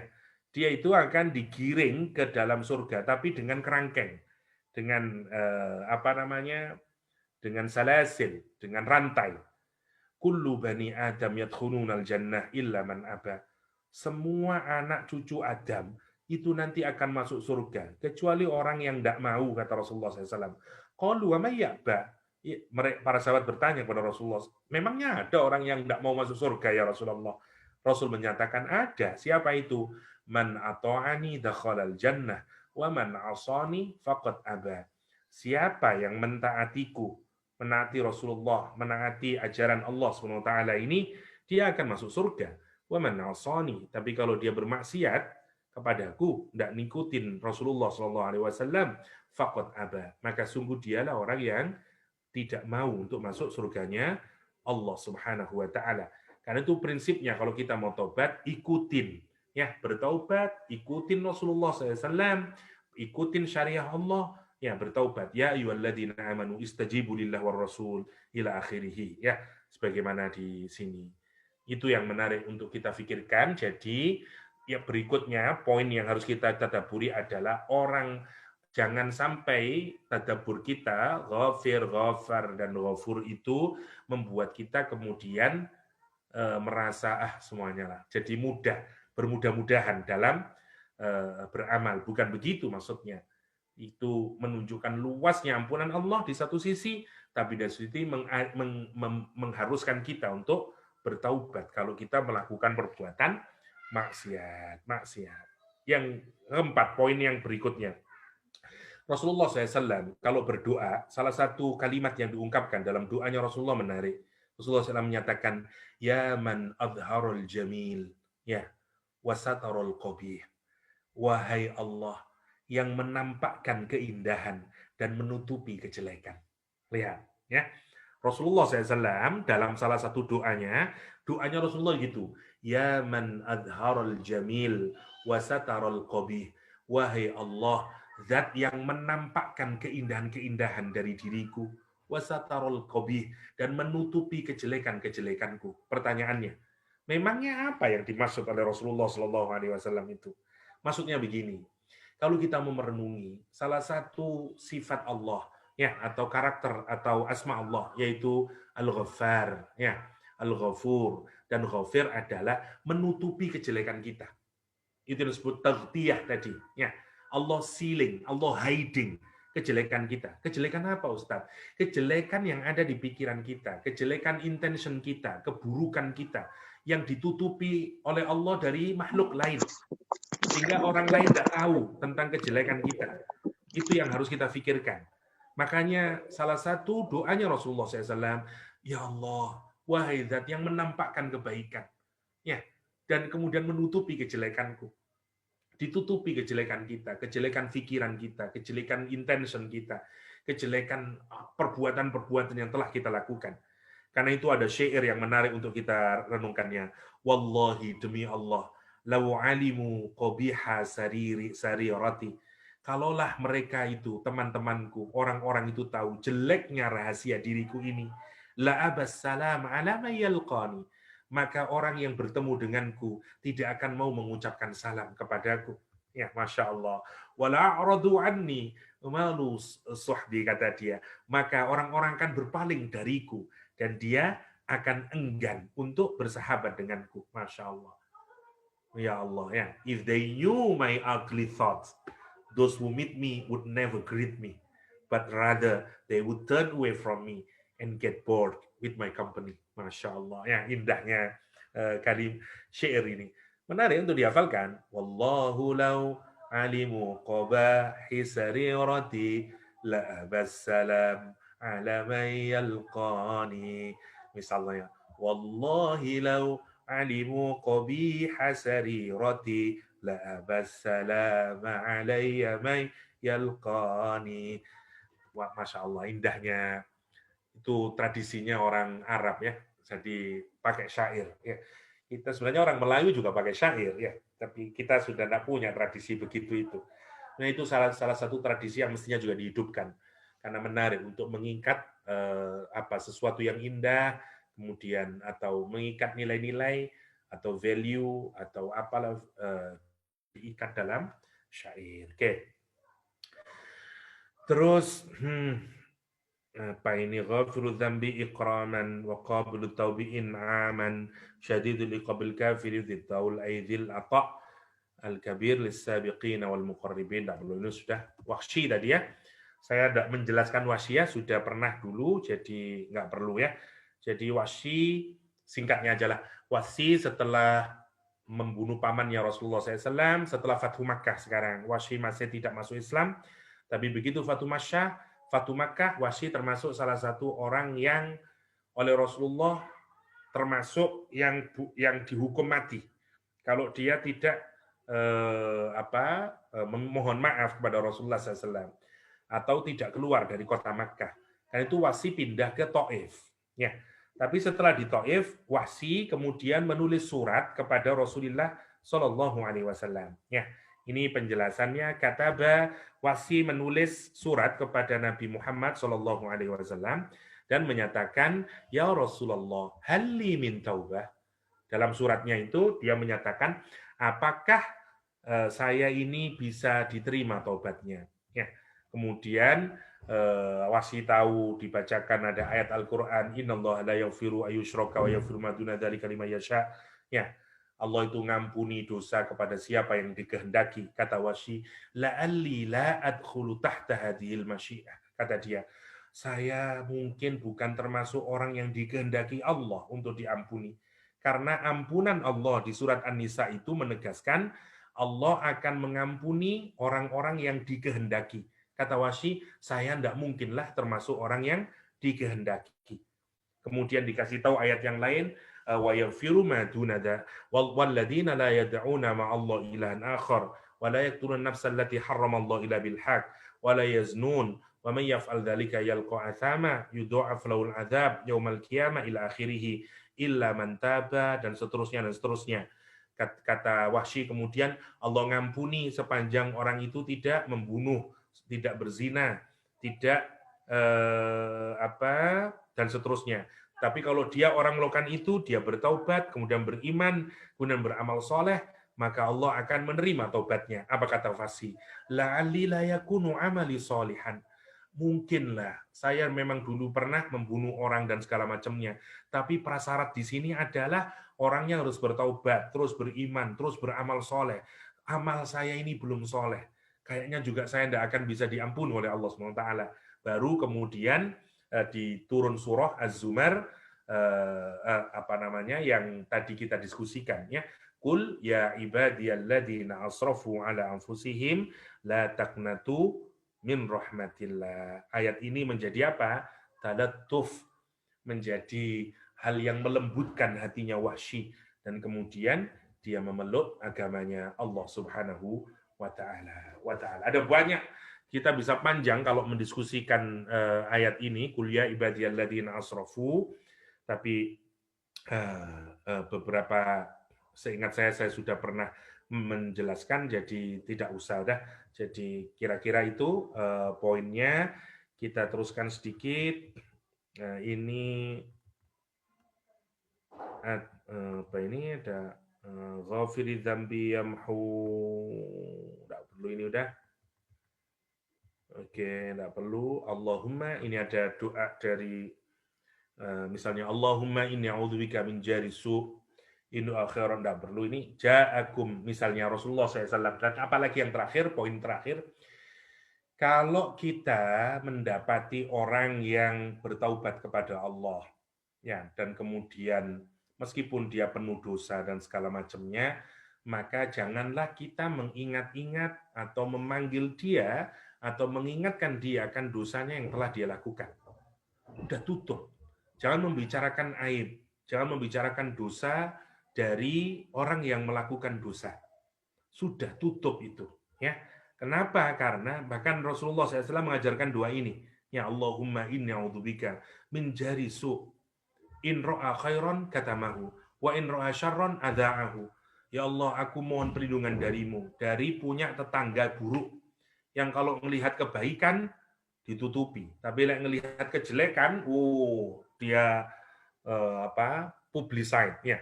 Allahumma inni a'udzubika min imamin su'. Begitu juga mohon dari pemimpin yang buruk. Ya, kalau ada perbuatan baik tidak diterima, tapi kalau ada perbuatan buruk tidak diampuni. Ya, itu juga tidak baik. Ya. Makanya Rasulullah SAW ketika Ikrimah putranya Abu Jahal, siapa yang tidak tahu Abu Jahal? jeleknya dan segala macamnya. Tapi putranya Ikrimah juga banyak melakukan perbuatan jelek. Dia terus memerangi orang Islam. Tapi in the end, Ikrimah masuk Islam. Dan lihat Rasulullah SAW menyatakan, Rasulullah SAW ketika datang Ikrimah masuk Islam, Mada qala Nabiul Karim. Nabi kemudian berkata kepada para sahabatnya, kata Nabi, Ja'akum Ikrimah musliman. Datang kepada kalian Ikrimah sebagai orang Islam. Fa'iyakum antadhummu abah. Maka jangan kamu cerca ayahnya. Jangan kamu olok-olokkan karena dia adalah anaknya Abu Bakar. Enggak. Fa inna dzammal mayyit yu'dil hayy wa la yablughul mayyit. Karena kalau kamu mencaci orang yang sudah mati, itu akan nyakiti orang yang hidup dan tidak akan nyakiti orang yang mati. Kalau kamu jelekin Abu Jahal, ya waktu ada Ikrimah, yang sakit siapa? Ikrimah. Sementara Abu Jahalnya tidak akan pernah dapat sakitnya. Maksudnya, udahlah kalau kamu sedang ada Ikrimah, jangan kamu jelek-jelekin Abu Jahal meskipun dia jelek, tapi itu akan nyakitin. Ya, dan itu akan membuat sesuatu yang tidak nyaman pada Ikrimah. Itu yang masih banyak ya. Kita masih di ayat yang relevan, tapi tidak usahlah ini minimal tadi sudah ada sedikit-sedikit ya dari kata Ghafir, Ghafar. Tapi mestinya ini dikaji satu-satu, tapi saya skip saja, terlalu panjang. Nanti biar untuk ditadaburi sendiri beberapa ayat yang saya ambil. Ya. Ada sedikit yang mungkin kombinasi, sebenarnya itu kajian yang juga menarik. Saya tidak kasih semuanya. Ada kata Ghafur digandengkan dengan Aziz, ada kata Ghafur digandengkan dengan Rahim. Yang terakhir saja, Ghafur digandengkan dengan Rahim. Wa in ta'uddu ni'matallah la tuhsu. Innallaha laghafurur rahim. Jika kalian menghitung-hitung nikmat Allah Subhanahu wa taala yang dianugerahkan kepadamu, la tuhsuha, pasti kalian tidak akan bisa menghitungnya. Kenapa? Karena begitu banyaknya nikmat Allah Subhanahu wa taala yang berikan kepada kita. Innallaha laghafurur rahim. Dan sesungguhnya Allah ya laghafurun, ya Allah maha pengampun, maha pengampun, rahimun lagi maha penyayang, Lihat ini nama Ar-Rahim ya menunjukkan continuity ya, karena Rahim itu sifat musyabbahah. Ghafur itu does not mean that he is always forever forgiving. Ini penting ya. Kenapa? Karena kalau Allah terus mengampuni, nggak ada hellfire, nggak ada neraka kalau terus diampuni. Karena itu, wawu di Al-Ghafur itu menunjukkan exceedingly forgiving, extremely forgiving. Ya, tapi Rahim menunjukkan terus-menerus. Rahim menunjukkan terus-menerus. Jadi itu gini bedanya ya kalau untuk memudahkan. Jadi ada sifat musabbahah, istilahnya sifat musabbahah, ada sighat mubalaghah. Oke. Jadi kalau musyabbahah itu seperti kata Rahim itu menunjukkan permanen. Oke, itu fungsinya untuk menunjukkan terus-menerus.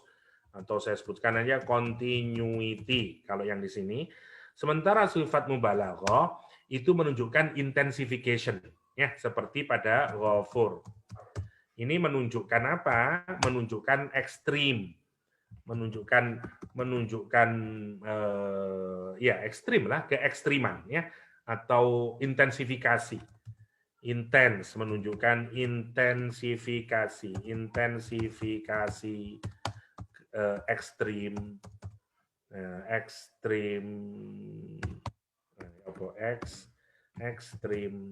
oke, dan seterusnya. Saya takut keliru es krim nggak? Jadi itu poinnya kalau mau dibedakan. Jadi Rahim itu sifat musyabbahah. Kalau pakai iya itu biasanya fazannya fa'il itu sifat musyabbahah. Sifat musyabbahah itu seperti kata sifat yang melekat. Ya, misalnya seperti saya bilang laki-laki. Laki-laki itu melekat, sudah dia. Atau misalnya apalah, misalnya mawar merah, merahnya melekat pada mawar tersebut, dia tidak akan pernah berubah. Nah itu namanya musyabbahah. Kalau mubalaghah enggak, karena mubalaghah itu secara Anda bisa melihat awalnya berarti ada something kemudian diintensify. Karena itu dia tidak akan continue karena dia ada proses mengintensify, tapi menunjukkan extremity. Maka yang menarik kalau kita perhatikan, karena Allah menyatakan Ghafurur Rahim, Ghafurnya itu menunjukkan ekstrim, Rahimnya menunjukkan continuity. Maka Allah menyatakan seberapa banyak pun dosa yang kalian lakukan, Allah itu terus nyayangin kita. Betapapun banyak dosanya. Nah, sayang Allah itu diwujudkan dengan macam-macam. Dengan dihadirkan Rasul, dengan diturunkan Al-Quran, dengan dikasih nikmat, dengan dikasih ujian. Agar apa? Agar kita kembali kepada Allah SWT. Tetapi harus ingat, Allah tidak selalu mengampuni. Karena ampunan Allah itu meskipun ekstrim, tapi tidak terus menerus. Karena itu penggabungan antara Ghafur dengan Rahim adalah penggabungan yang sangat indah. Karena kata Ghafur menunjukkan ekstrim, Rahim menunjukkan terus-menerus, continuity. Dan begitu digabungkan, itu menjadi kesadaran kita kepada Allah menjadi lebih baik lagi. Ada doa yang diajarkan Rasulullah SAW kepada Abu Bakar As-Siddiq, ya. Doa ini bisa dihafalkan, ya, berkenaan dengan Ghafir ini, ya.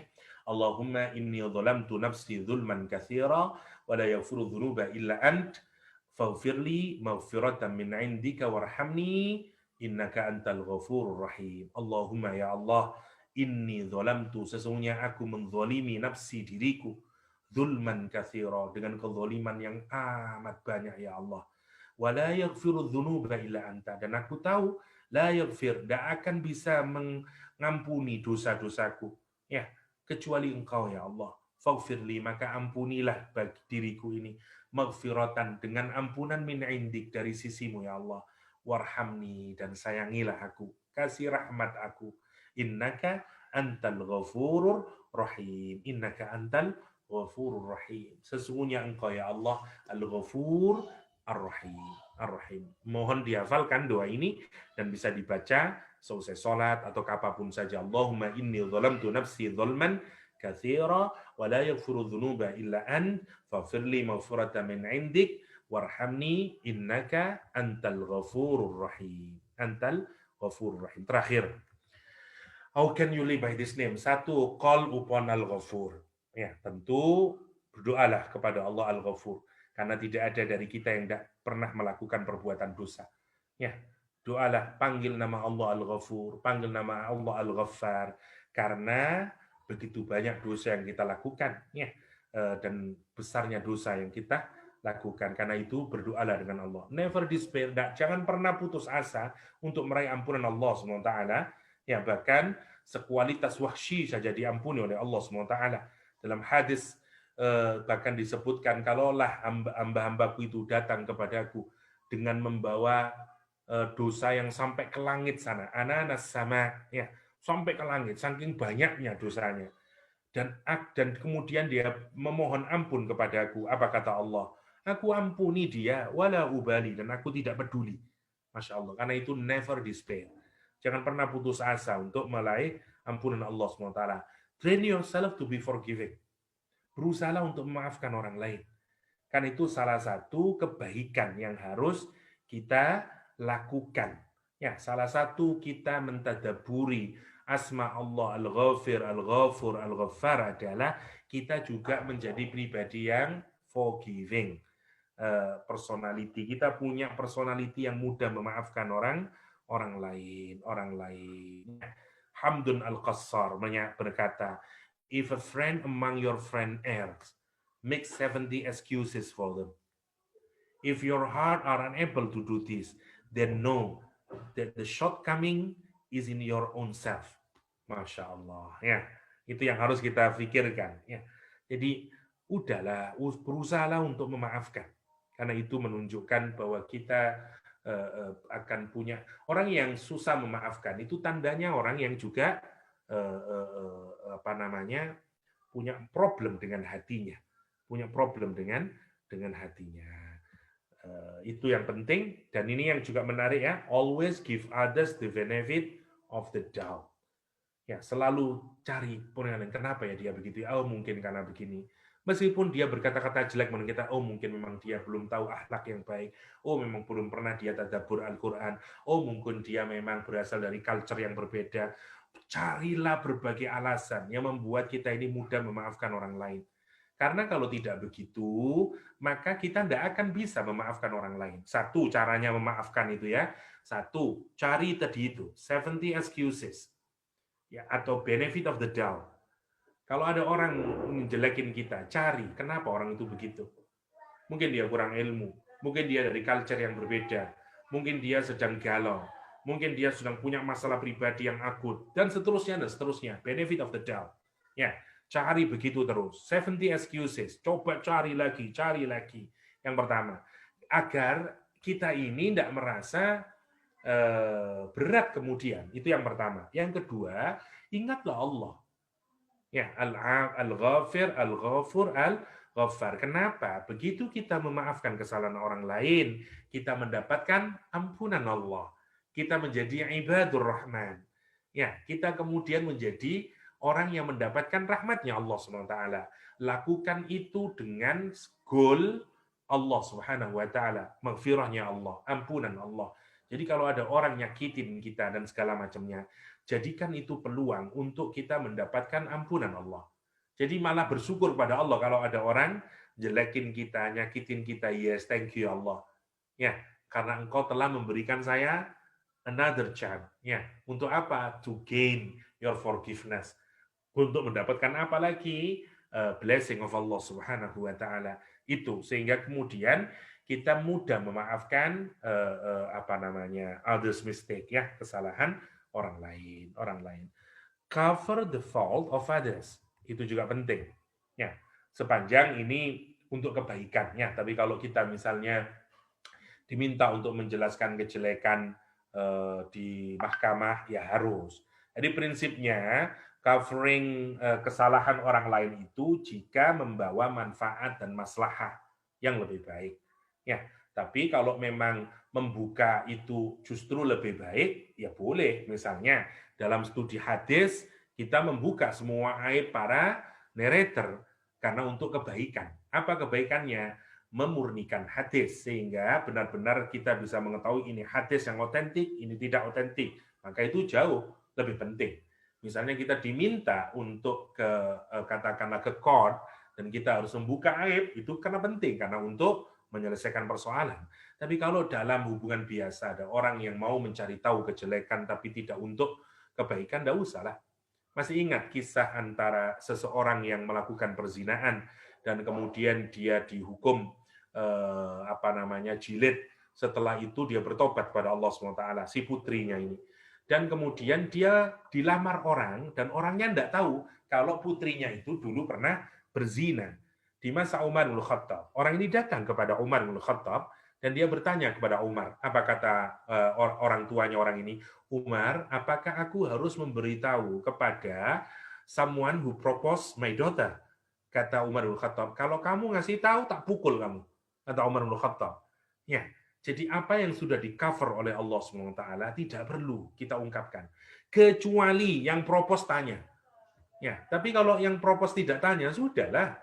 Keep it as a secret. Karena Allah meng-covering itu. Ya, sudah. Kecuali kalau yang mempropose tanya, apakah daughtermu, apakah your daughter pernah committed adultery misalnya, ya kita tidak boleh menutupi kalau begitu. Karena dia ingin mendapatkan data. Tapi kalau dia tidak perlu diungkapkan dulu, mohon maaf anak saya, tidak perlu. Cover the fault of others. Okay? Don't expose yourself. Ini juga tidak boleh. Don't expose yourself. Nanti salah satu setan itu caranya adalah membuat orang bangga dengan maksiat. Ini yang penting untuk kita renungkan, terutama kita yang berada di komunitas orang Islam. Ini menarik ya, setan itu menarik. Jadi kalau kita ini di lingkungan yang mayoritas Muslim ya dan taat, maka kalau orang berbuat maksiat itu seakan-akan sebuah keberanian, kehormatan. Ya, Tapi kalau kita ini di lingkungan yang minoritas semuanya maksiat, maka nanti sebaliknya, ya, kita akan dihinggapi rasa takut kalau untuk melakukan ketaatan. Itu yang terjadi. Jadi lihat misalnya kayak minum-minuman keras, itu di negara-negara yang mayoritas Muslim, orang melakukannya seperti menunjukkan sikap maskulin. Tapi kalau kita ke Barat, orang-orang yang semuanya pada minum, justru tidak ada perasaan begitu di kalangan orang Islam yang juga minum. Ya menarik ya, itu triknya setan sebenarnya. Karena itu don't expose yourself kalau dalam kaitannya dengan dosa dan segala macamnya. Oke, itu kira-kira KH yang bisa saya sharingkan berkenaan dengan nama Allah. Mohon maaf saya a bit unorganized. Baru sebelum subuh saya bikin note-nya, jadi saya lupa kalau sudah hari Kamis. Insya Allah nanti akan saya perbaiki dan saya share. Tapi prinsipnya semoga kita semuanya itu mampu memahami asma Allah Al-Ghafir, Al-Ghaffar, Al-Ghafur, dan implikasinya buat kita serta tadabbur kita terhadap asma Allah itu dalam kehidupan kita sehari-hari, sehingga kita akan menjadi pribadi yang mudah memaafkan orang lain, dan kita akan terus-menerus memohon kepada Allah SWT untuk menjadi hambanya yang mudah untuk berbuat taubat kepada Allah SWT. Demikian mungkin Kak H yang bisa saya sharekan. Alhamdulillah. Jazakallah khairan katsira, Doktor. Wan ada ke? Ya, saya. Silakan Wan. Doktor, tak puas mendengar lah. Macam terkejar-kejar, Doktor. Doktor terkejar-kejar, tapi dia punya subhanallah, tak tahu. KH biasanya kalau dengar tu, apa soalan yang perlu diberikan, tak ada soalan. Kecuali KH perlu banyakkan merenung, melihat kembali perkongsian-perkongsian yang ada tu. Okey. Sebenarnya kita ada beberapa soalan di ruangan chat, tapi macam mana Mak Ha? Kita proceed ke ataupun kita tengok doktor ada kelapangan ke? Kalau tak ada, kita buat the next kita bawa ke next session. Doktor? Macam mana Doktor? Kayaknya sudah clear Kak Ha, jadi ini ada yang menarik kayaknya, ada yang bertanya, satu sajalah. Ustadz, saya ada sedikit kekeliruan yang memerlukan penjelasan. Lafadz ghafir ialah isim fa'il kan Ustadz? Bukankah isim fa'il menunjukkan Allah senantiasa bersikap pengampun pada setiap masa, bukan hanya sekali? Berkenaan ghaffar, dalam surat Nuh saya ada terbaca tulisan mengatakan penggunaan lafadz ghaffar merujuk kepada kualitas dosa, yaitu syirik. Jadi ghaffar itu dikatakan keampunan dosa dengan syarat mengakui ketuhanan Allah. Mohon penjelasan Ustadz. Ini pertanyaan yang menarik. Sedikit saja, satu. Iya, sebenarnya secara umum rumus dasarnya ismul fa'il itu memang orang yang melakukan tindakan secara terus-menerus. Tapi sebenarnya makna terus-menerusnya itu tidak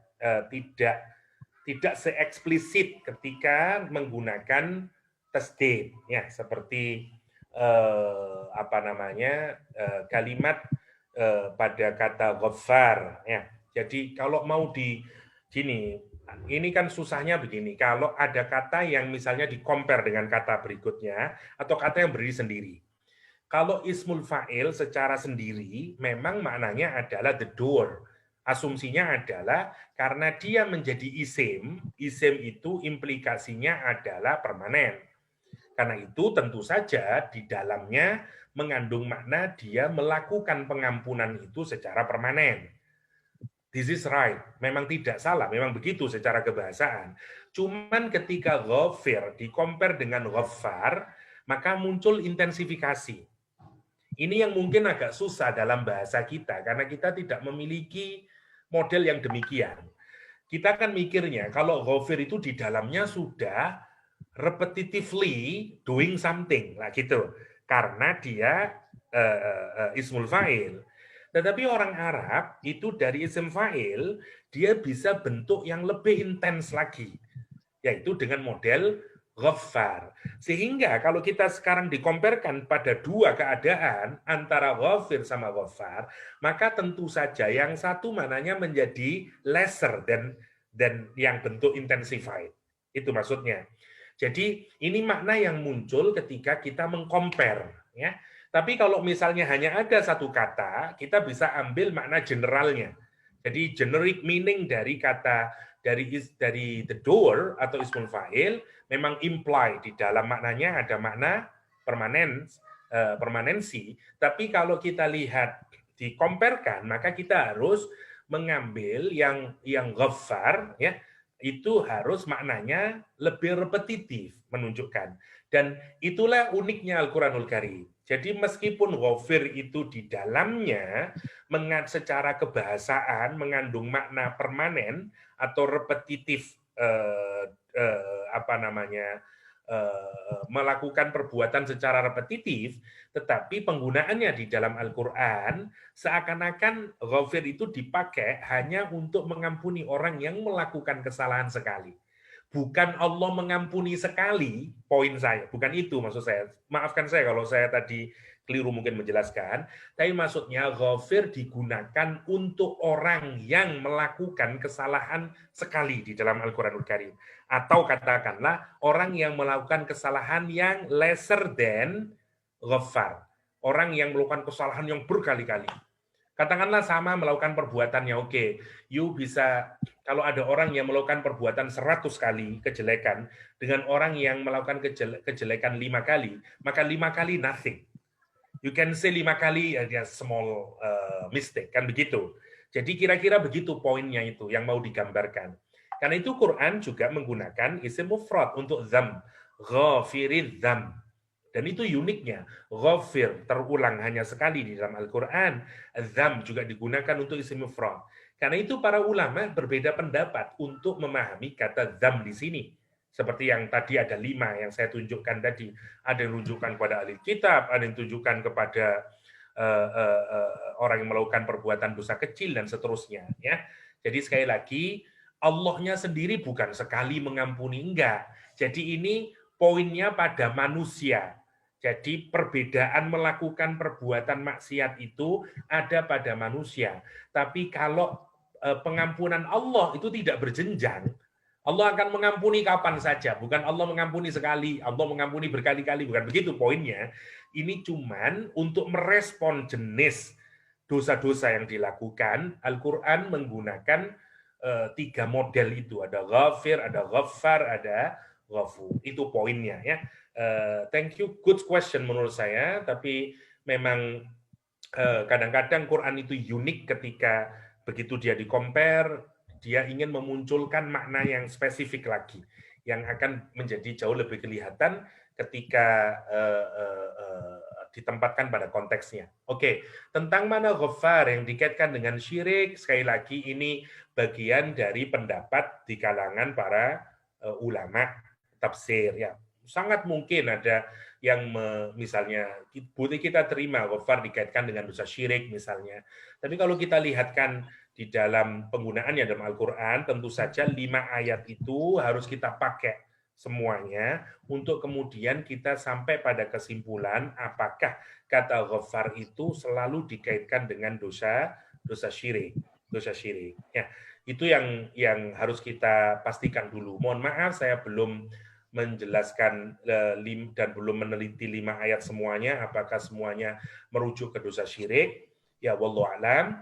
Tetapi yang jelas kata ghaffar secara kebahasaan menunjukkan berkali-kali melakukan perbuatan dosa. Dan sangat mungkin dia syirik, tapi sekaligus dia nyaci maki. Seperti pada Nabi Nuh alaihissalam, dosa mereka tidak hanya syirik. Ya, yang dilakukan kepada Nabi Nuh, Masya Allah kalau kita rekan, mereka melempar kotoran kepada Nabi Nuh, mereka mencaci maki kepada Nabi Nuh, dan seterusnya, ya. Berbagai macam keperbuatan jelek yang dilakukan kepada Nabi Nabi Nuh alaihissalam memaksiati Allah SWT tidak saja dengan syirik. Karena itu kata ghaffar dipakai lebih tepat. Untuk apa? Muqabalahnya atau dengan perbuatan maksiat yang dilakukan oleh penduduk kaum Nuh yang tidak hanya sekali lagi perbuatannya syirik. Dan harus kita perhatikan ya begini, hampir semua pengadaban atau penghancuran satu komunitas itu bukan hanya karena persoalan teologi.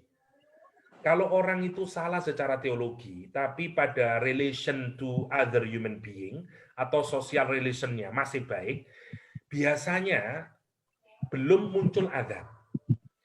Meskipun begini ya, hubungan yang jelek dengan orang atau semua perbuatan yang buruk, maksiat, itu sumbernya adalah syirik.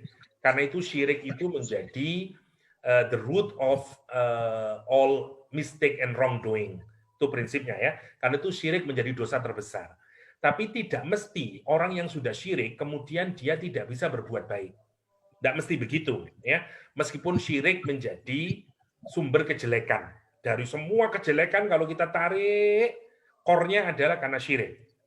Ya, tetapi tidak semua syirik, ya, tidak semua orang yang syirik itu tidak bisa melakukan perbuatan baik. Saya katakanlah kalau kita pergi ke Europe atau kita pergi ke United States, mereka orang yang syirik katakanlah. Tapi ada sekian banyak perbuatan baik yang kita bisa dapati. Misalnya generosity mereka, misalnya dan sekian banyak yang bisa kita dapati.